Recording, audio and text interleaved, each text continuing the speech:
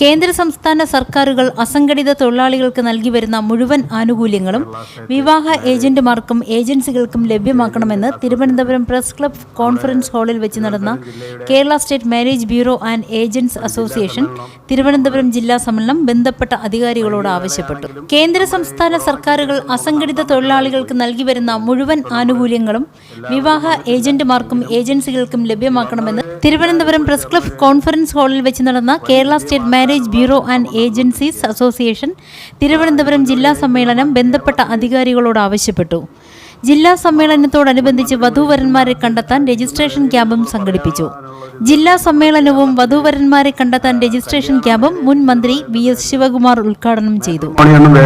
ഇപ്പോഴത്തെ പുതിയ ടെക്നോളജി ഉപയോഗിച്ച് സാധാരണക്കാരായിട്ടുള്ളയും അല്ലാത്തയും ജനങ്ങളെയും വിവാഹപ്രായമായ പെൺകുട്ടികളെയും പുരുഷന്മാരെയും പല രീതിയിൽ പറ്റിച്ചുകൊണ്ട് കേരളം ഒട്ടാകെ നടക്കുന്ന സമയത്താണ് നമ്മൾ ആദ്യമായിട്ട് ഇങ്ങനെ ഒരു പ്രസ്ഥാനത്തിന് തന്നെ നമ്മുടെ സംസ്ഥാന സെക്രട്ടറിയായ രവീന്ദ്ര സാർ അവരുടെ നേതൃത്വത്തിൽ കേരളം ഒട്ടാകെ എല്ലാ ജില്ലകളിലും, നമുക്കിപ്പോൾ ലാസ്റ്റിൽ കൊല്ലം ജില്ലയിലാണ് എല്ലാം വരുന്നത്. ഇപ്പം നമ്മൾ ഒരു 2-3 വർഷത്തിനകത്ത് കൊല്ലം ജില്ലയിലും കൂടെ നമ്മൾ ആയതോടുകൂടി കേരളത്തിലെ എല്ലാ ജില്ലകളും നമ്മുടെ ഈ സംഘടന വ്യാപകമായി വന്നു എന്നുള്ളതാണ് നമുക്ക് സന്തോഷകരമായിട്ട്. അതിനപ്പുറം നമ്മൾ ഈ സംഘടന എന്ന് പറഞ്ഞാൽ ഒരു മെമ്പർ പോലും ആരെയും പറ്റിക്കാതെയും മാതൃകാപരമായിട്ട് ഇന്ന് വരെയും നല്ല രീതിയിലാണ് ഒരു കല്യാണ ബന്ധം, അതായത് 2 കുടുംബങ്ങളെ ജീവിതത്തിലെ ഒരു പ്രാധാന്യമായ, നമ്മുടെ സമൂഹത്തിലെ ഒരു പ്രാധാന്യമായ ഒരു സംഭവം എന്ന് പറയുന്നത് 2 കുടുംബങ്ങളെ ഒന്നിച്ച് ചേർക്കുക എന്നുള്ളതാണ്. അതിൽ ഏറ്റവും നമുക്ക് സന്തോഷകരമായിട്ട് പറയണ്ട, നമ്മളിപ്പോൾ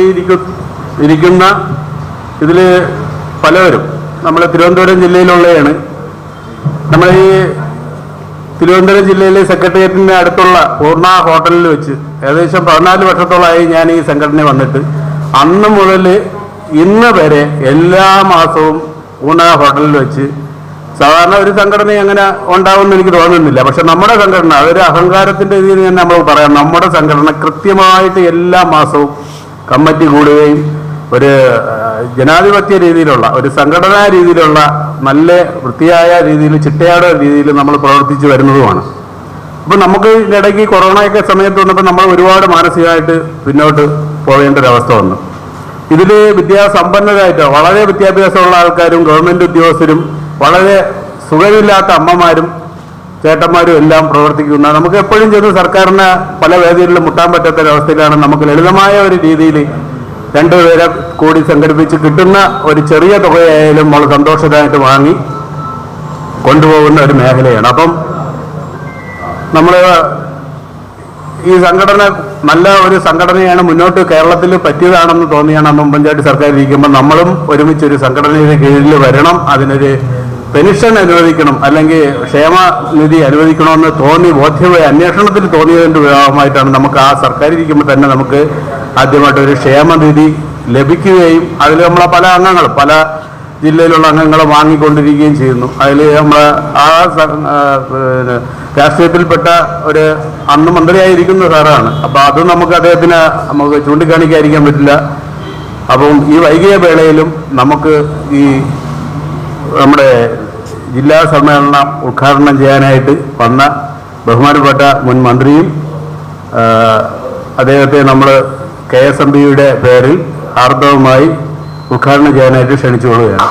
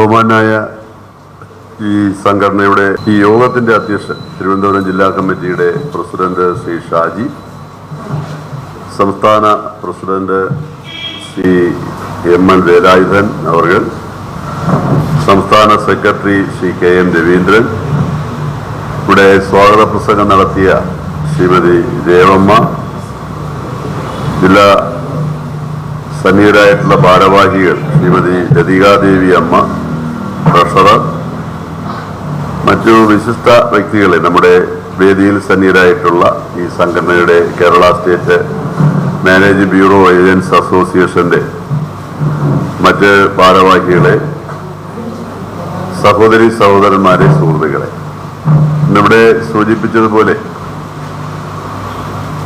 Kerala state marriage bureau and agents അസോസിയേഷന്റെ തിരുവനന്തപുരം ജില്ലാ സമ്മേളനമാണ് നമ്മളിന്നിവിടെ ഭദ്രദീപം കൊളുത്തി ഉദ്ഘാടനം ചെയ്ത് കഴിഞ്ഞു. വളരെയധികം സന്തോഷത്തോടു കൂടി ഈ ചടങ്ങ് ഉദ്ഘാടനം ചെയ്തതായി ഞാൻ അറിയിക്കുകയാണ്. നമ്മുടെ ഈ മേഖലയിൽ പ്രവർത്തിക്കുന്ന ഒരു സംഘടന, ഇങ്ങനെ ഒരു സംഘടന എൻ്റെയും ശ്രദ്ധയിൽപ്പെട്ടത്, ഈ സംഘടനയ്ക്ക് ക്ഷേമനിധി അനുവദിച്ചുകൊണ്ട് നമ്മുടെ ഉമ്മൻചാണ്ടി സാർ മുഖ്യമന്ത്രിയായിരുന്ന സമയത്ത് അതിൻ്റെ ഒരു ചർച്ച വന്നത് ഞാൻ ഈ അവസരത്തിൽ ഓർമ്മിക്കുകയാണ്. അതിന് ക്യാബിനറ്റ് തീരുമാനമെടുത്തത് ഓർമ്മിക്കുകയാണ്. അപ്പോൾ അദ്ദേഹത്തെ തന്നെ നന്ദിപൂർവ്വം സ്മരിച്ചുകൊണ്ടാണ് നമ്മൾ ഈ ചടങ്ങ് ആരംഭിക്കേണ്ടത് എന്ന് ഞാൻ പറയാൻ ആഗ്രഹിക്കുകയാണ്. സാധാരണക്കാരോടും സമൂഹത്തിൽ ബുദ്ധിമുട്ടുന്ന കഷ്ടപ്പെടുന്ന ജനങ്ങളോട് എപ്പോഴും അനുകമ്പയും ഏറ്റവും വലിയ താല്പര്യവും കാരുണ്യവും പുലർത്തുന്ന ഒരു മുഖ്യമന്ത്രിയായിരുന്നു ശ്രീ ഉമ്മൻചാണ്ടി. അദ്ദേഹത്തിൻ്റെ ആ മന്ത്രിസഭയിൽ അംഗമായിരുന്നത് കൊണ്ട് എനിക്ക് കൂടുതൽ ബോധ്യമാണ്. ഞാൻ ആരോഗ്യമന്ത്രിയായിരുന്ന സമയത്ത് വളരെയധികം സൗജന്യ ചികിത്സാ പദ്ധതികൾ നമുക്ക് ആരംഭിക്കുന്നതിന് ആ സമയത്ത് ഏറ്റവും പിന്തുണ നൽകിയത് ശ്രീ ഉമ്മൻചാണ്ടിയായിരുന്നു എന്നുള്ളത് ഞാൻ ഈ അവസരത്തിൽ ഒന്ന് ഓർമ്മിക്കുകയാണ്. തീർച്ചയായിട്ടും നമുക്കറിയാം, ഈ മാനേജ് ബ്യൂറോസ് എന്ന് പറയുന്നത് ഇന്നത്തെ കാലഘട്ടത്തിൽ രണ്ടു തരത്തിൽ പ്രാധാന്യം അർഹിക്കുന്നു എന്നുള്ളതാണ്. ഒന്ന്, നമ്മുടെ സമൂഹത്തിൽ ഒരു സമയത്ത് ഇപ്പം ഈ ആധുനികമായിട്ടുള്ള ഒരു സംവിധാനങ്ങളൊക്കെ വരുന്നതിന് മുമ്പ് പഴയ കാലഘട്ടങ്ങളിൽ ഈ മാരേജ് ബ്രോക്കർമാർ, അന്ന് പണ്ട് നമ്മൾ തരവന്മാരെന്നാണ് പറയുന്നത്, അവരൊക്കെ സജീവമായിട്ട് നമ്മുടെ സമൂഹത്തിൽ ഇടപെടുകയും വിവാഹബന്ധത്തിൽ കുടുംബങ്ങളെ ഏർപ്പെടുത്തുന്നതിന് നല്ല നേതൃത്വം വഹിച്ചിരുന്ന ഒരു കാലഘട്ടം ഉണ്ടായിരുന്നു. ഒരുപാട് ആളുകൾ ഉണ്ടായിരുന്നു. ഞങ്ങളുടെയൊക്കെ വിവാഹ സമയത്തൊക്കെ വീടുകളിൽ വന്ന് അച്ഛനെയൊക്കെ കാണാനൊക്കെ വളരെ മിടുക്കന്മാരും വാചകമൊക്കെ അടിക്കാനും വർത്തമാനം പറയാനും ഒക്കെ മിടുക്കന്മാരായിട്ടുള്ള ആളുകൾ, അവർക്ക് ജാതകം തന്നെ നോക്കാൻ അറിയുന്ന ആളുകൾ, അങ്ങനെയൊക്കെയുള്ള ഒരുപാട് ആളുകൾ ഒരു കാലഘട്ടത്തിൽ ഉണ്ടായിരുന്നു. വളരെയധികം ആളുകൾ ഉണ്ടായിരുന്നു. ഇപ്പൊ പക്ഷേ വളരെ എണ്ണത്തിൽ കുറഞ്ഞു എന്നുള്ളതാണ്. ഈ വ്യക്തിപരമായി ജോലി ചെയ്യുന്ന ആളുകളുടെ എണ്ണം കുറഞ്ഞു എന്നാണ് ഞാൻ മനസ്സിലാക്കുന്നത്. ഇപ്പൊ സംസ്ഥാന പ്രസിഡന്റിനോട് ഞാൻ സംസാരിച്ചപ്പോൾ അദ്ദേഹത്തിന് തിരുവനന്തപുരം ജില്ലയിൽ 10-60ഓളം ആളുകളുണ്ട് എന്നുള്ളതാണ്. അപ്പോ യഥാർത്ഥത്തിൽ അവർക്ക് അതുപോലെ തന്നെ മാരേജ് ഈ ആധുനികമായ കാലഘട്ടം വന്നപ്പോൾ, ഇതൊക്കെ കമ്പ്യൂട്ടർ യുഗത്തിലേക്ക് വന്നപ്പോൾ വ്യക്തിപരമായി വീടുകളിൽ പോയി വിവാഹബന്ധത്തിൽ ഏർപ്പെടുത്തുന്നതിലേക്ക് വേണ്ടിയുള്ള നടപടികൾ എടുത്തുകൊണ്ടിരുന്ന ആളുകളുടെ തൊഴിൽ നഷ്ടപ്പെട്ടു എന്നുള്ളത് ഏറ്റവും പ്രധാനപ്പെട്ട ഒരു കാര്യമാണ്. ആധുനികമായ കാലഘട്ടത്തിൽ പുതിയ പുതിയ മാരേജ് ബ്യൂറോസും പുതിയ സംവിധാനങ്ങളും ഒക്കെ വന്നപ്പോൾ, അപ്പോൾ ഈ സംഘടന എന്ന് പറയുന്ന എല്ലാവരെയും കൂടി കൂട്ടിച്ചേർത്തുകൊണ്ടാണ് അല്ലേ ഈ മാരേജ് ബ്യൂറോസും ഒക്കെ. അപ്പോൾ ഒരു സമൂഹത്തിന് വലിയൊരു ഉത്തരവാദിത്വം നിറവേറ്റുന്ന ആളുകളാണ് നിങ്ങൾ എന്നുള്ള കാര്യത്തിൽ യാതൊരു സംശയവുമില്ല. ഒന്ന്, ഇപ്പോ തൊഴിൽ മേഖല എന്ന് പറയുന്നത് കേരളത്തിലും ഇന്ത്യയിലും തൊഴിലില്ലായ്മ വളരെയധികം രൂക്ഷമായ ഒരു കാലഘട്ടമാണ്. വിദ്യാസമ്പന്നരായിട്ടുള്ള ആളുകൾക്ക് പോലും ജോലി ലഭ്യമാകാത്ത ഒരു സാഹചര്യത്തിൽ അവര് ഈ മേഖലയിലേക്ക് തിരിയുന്നത് ജീവിതം മുന്നോട്ട് കൊണ്ടുപോകുന്നതിലേക്ക് വേണ്ടിയാണ്. അപ്പോൾ ഗവൺമെന്റ് ഈ കാര്യങ്ങളിൽ പ്രത്യേകമായിട്ടുള്ള ശ്രദ്ധ ഈ മേഖലയിൽ പ്രവർത്തിക്കുന്ന ആളുകൾക്ക് നൽകണം എന്നുള്ളത് ഏറ്റവും പ്രധാനപ്പെട്ട കാര്യം. രണ്ടാമത്തെ കാര്യം, ഈ വിവാഹ ബന്ധങ്ങളിൽ ഏർപ്പെടുന്ന നമ്മുടെ ആളുകൾ, രണ്ട് കുടുംബങ്ങൾ തമ്മിൽ ഏർപ്പെടുമ്പോൾ അവസാനം ഈ അവര് യോജിക്കുകയും അവസാനം ഈ ബ്രോക്കർമാർ എന്ന് പറയുന്ന ഈ മാരേജിൽ ഇടപെടുന്ന അവരെയൊക്കെ മൈൻഡ് ചെയ്യാതെ പോകുന്ന സാഹചര്യങ്ങൾ പലപ്പോഴും ഉണ്ട്, അല്ലേ? നിങ്ങളത് കൈയടിക്കുന്നു എന്ന് പറയുമ്പോൾ തന്നെ എനിക്ക് അതിന്റെ പ്രാധാന്യം മനസ്സിലാക്കി. കാര്യം നടന്നാൽ പിന്നെ എന്താണ് നമ്മൾ പുറത്താകുന്ന ഒരു സ്ഥിതിവിശേഷം. അപ്പോൾ അതിനൊക്കെ ഒരു നിയമപരമായിട്ടുള്ള ഒരു സാഹചര്യം കൂടെ ഉണ്ടാകണം ഈ ആധുനികമായ കാലഘട്ടത്തിൽ. ഇപ്പൊ മാരേജ് ബ്യൂറോസ് ഉണ്ട്, ഈ കാര്യങ്ങൾ നടക്കുന്ന ആളുകളുണ്ട്. അപ്പോൾ ഈ ബന്ധങ്ങൾ ഏർപ്പെടുത്തി കൊടുക്കുമ്പോൾ നിങ്ങൾക്ക് അതിലേക്ക് വേണ്ടുന്ന അതിനകത്ത് സാമ്പത്തികമായ ഇടപാടുകൾ എന്നൊക്കെ പറയുമ്പോൾ അതിനകത്ത് വ്യക്തമായിട്ട് നമുക്ക് മറ്റു കാര്യങ്ങളൊക്കെ നിയമപരമായിട്ട് കാര്യങ്ങളൊന്നും ചെയ്യാൻ കഴിയുന്ന ഒരു സാഹചര്യം ഇല്ല എങ്കിലും ഗവൺമെന്റ് ഇത് തൊഴിലായി അംഗീകരിച്ചുകൊണ്ട്, ഇപ്പോ നമുക്കറിയാം, ഒരു തൊഴിലായി അംഗീകരിച്ചുകൊണ്ട് ഈ മേഖലയ്ക്കുള്ള ഏറ്റവും പിന്തുണ നൽകുന്നതിലേക്ക് വേണ്ടിയുള്ള നടപടികൾ ഈ രംഗത്തെടുക്കണം എന്നുള്ളതാണ് എനിക്ക് പറയാനുള്ള ഒരു അഭിപ്രായം. അപ്പോൾ രണ്ടാമത്തെ പ്രധാനപ്പെട്ട കാര്യം, നിങ്ങളുടേതായ താല്പര്യങ്ങൾ സംരക്ഷിക്കുന്ന ഒരു സംഘടന എപ്പോഴും ആവശ്യമാണ്. ഇപ്പൊ പറയുന്നുണ്ടോ, ഇപ്പോ നിങ്ങൾ നേരത്തെ തന്നെ സൂചിപ്പിച്ച പോലെ കാര്യം കഴിഞ്ഞു കഴിഞ്ഞാൽ പിന്നെ മൈൻഡ് ചെയ്യില്ല എന്നുള്ളത് പറഞ്ഞത്. സംഘടനയൊക്കെ ആ കാര്യങ്ങളിൽ ഒരു സംഘടിതമായ ഒരു ശക്തി ഉണ്ട് എന്ന് പറഞ്ഞാൽ അത് ഏത് രംഗത്തും, പ്രത്യേകിച്ച് കേരളത്തെ സംബന്ധിച്ചിടത്തോളം അതൊരു വലിയ കാര്യമാണ്.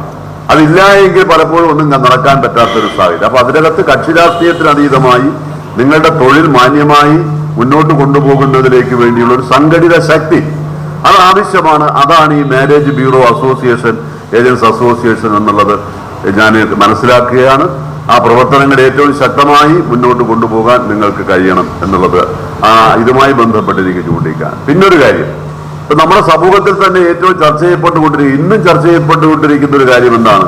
ഈ പന്തീരാങ്കാവ് പോലീസ് സ്റ്റേഷനിൽ ഒരു കേസ് കൊടുത്തു. എത്ര കുട്ടികളാണ് ഈ കല്യാണ ബന്ധത്തിൽ വരുമ്പോൾ അവരുടെ ജീവിതം തന്നെ ബലി കൊടുക്കേണ്ടത് എന്നുള്ളതിനെ കുറിച്ച് നമ്മൾ ആലോചിക്കണം. അപ്പോൾ അങ്ങനെ ആലോചിക്കുമ്പോൾ അപ്പൊ തന്നെ നമ്മുടെ പോലീസിന്റെ സംവിധാനം, ഒരു കുട്ടിയെ കൊല്ലാൻ ശ്രമിച്ചിട്ട് പോലും പോലീസ് കേസെടുക്കുന്നില്ല എന്ന് പറഞ്ഞാൽ എന്തൊരു ദുര്യോഗമാണ് നമ്മുടെ സമൂഹത്തിൽ. പോലീസ് സ്റ്റേഷനിൽ ആശുപത്രിയിൽ പോയി സർട്ടിഫിക്കറ്റ് വാങ്ങിച്ചു വന്നാൽ കൊല്ലാൻ ശ്രമിച്ചവര് ഓടി നടന്ന ആ കുട്ടിയുടെ ഭാഗ്യം, കുട്ടിയുടെ രക്ഷകർത്താക്കളുടെ ഭാഗ്യം, ആ കുട്ടി രക്ഷപ്പെട്ടത്. അയാളെ പിന്നെ ഇന്ന് പത്രമാധ്യമങ്ങളിലൊക്കെ ഉണ്ട്, നിങ്ങൾക്ക് എല്ലാവർക്കും അറിയുന്ന ഒരു കാര്യമാണ്. അങ്ങനെയുള്ളൊരു സമൂഹമാണ് നമ്മുടെ പിന്നെ ഈ ഇവിടെ നമ്മുടെ ഈ ഒരു കാലഘട്ടത്തിൽ ഉള്ളത് എന്നുള്ളതാണ്. എല്ലാവരും വിദ്യാസമ്പന്നരായിട്ടുള്ള കുടുംബങ്ങളിലെ ആളുകൾ പോലും സ്ത്രീധനത്തിനും അതുപോലെ തന്നെ അതിലേക്ക് വേണ്ടിയുള്ള കുട്ടികളെ ആക്രമിക്കുന്നു, അവരെയൊക്കെ ഉപദ്രവിക്കുന്ന തരത്തിലേക്ക്, ആത്മഹത്യ ചെയ്യുന്ന തരത്തിലേക്ക് പോകുന്ന ഒരു സാഹചര്യം നമ്മുടെ സമൂഹത്തിൽ നിൽക്കുന്നത് വളരെയധികം അപകടകരമായ സ്ഥിതിവിശേഷമാണ്. ഏറ്റവും വലിയ ദുഃഖകരമായിട്ടൊരു ഇത്ര കുട്ടികളാണ് നമുക്കറിയാം മരണപ്പെട്ടത്. ആ കുടുംബത്തിലുള്ളത് മുഴുവൻ കൊടുത്താണ് അയക്കുന്നത്. ഇതൊന്നും പുറത്തു പറയാൻ പാടില്ല. സ്ത്രീധനം എന്ന് പറയുന്നത് കുറ്റകരമാണ്. എന്നിട്ടും ആ കുട്ടി എന്ന് പറയുമ്പോൾ സ്വന്തം മകളാണെന്ന് പറഞ്ഞ് കണ്ടുകൊണ്ട് അവർ കൊടുക്കേണ്ടത് കൊടുത്തു കഴിഞ്ഞ് വീട്ടിൽ പോകുമ്പോൾ അവരെയൊക്കെ ആക്രമിക്കുകയും ഉപദ്രവിക്കുകയും ചെയ്യുന്ന ഒരു സാഹചര്യം. ഞാൻ പറഞ്ഞത്, നിങ്ങൾക്ക് ഈ മേഖലയിൽ പ്രവർത്തിക്കുന്ന നിങ്ങൾക്ക് ഇതിനകത്തൊരു ബോധവൽക്കരണം നടത്തുവാനും അതുപോലെ തന്നെ അങ്ങനെയുള്ള ആളുകളെ നമുക്കിപ്പോ ചോദിച്ചു നോക്കാനൊന്നും കഴിയില്ല, എങ്കിൽ പോലും അവരുടെയൊക്കെ ചുറ്റുപാടുകളും പശ്ചാത്തലങ്ങളും ഒക്കെ മനസ്സിലാക്കിക്കൊണ്ട് വേണം യഥാർത്ഥത്തിൽ ഈ കുടുംബ ബന്ധങ്ങൾ യോജിപ്പിക്കുന്നതിലേക്ക് വേണ്ടിയുള്ള നടപടികൾ എടുക്കേണ്ടത്. അതിന് നിങ്ങൾക്ക് വലിയ ഉത്തരവാദിത്വമുണ്ട്. ആ കാര്യങ്ങൾ, ഒരുപാട് കാര്യങ്ങൾ ചെയ്യുവാനും. അപ്പോൾ ഓരോ ആളുകളുമായി ബന്ധപ്പെടുമ്പോൾ ഈ കാര്യങ്ങളിലൊക്കെ ഒരു വ്യവസ്ഥ ഉണ്ടാകണം. വ്യവസ്ഥ ഉണ്ടാക്കിക്കൊണ്ടുള്ളൊരു പ്രവർത്തനങ്ങൾ ഏറ്റെടുക്കുവാനുള്ള ഒരു കാലഘട്ടത്തിലാണ് നമ്മൾ നിൽക്കുന്നു എന്നുള്ളത് കൂടെ നിങ്ങളെ ഞാൻ ചൂണ്ടിക്കാണിക്കുവാൻ ആഗ്രഹിക്കുകയാണ്. ആ കാര്യങ്ങളിലൊക്കെ നല്ല ഇടപെടലുകൾ ഉണ്ടാകും. എന്തായിരുന്നാലും ഇവിടെ നമ്മുടെ ഈ കാര്യങ്ങളിൽ നമുക്ക് പിന്നെ ക്ഷേമനിധി ഏർപ്പെടുത്തേണ്ട ഒരു ഇതുണ്ടല്ലോ. എന്തുകൊണ്ടാണ് ക്ഷേമനിധി 20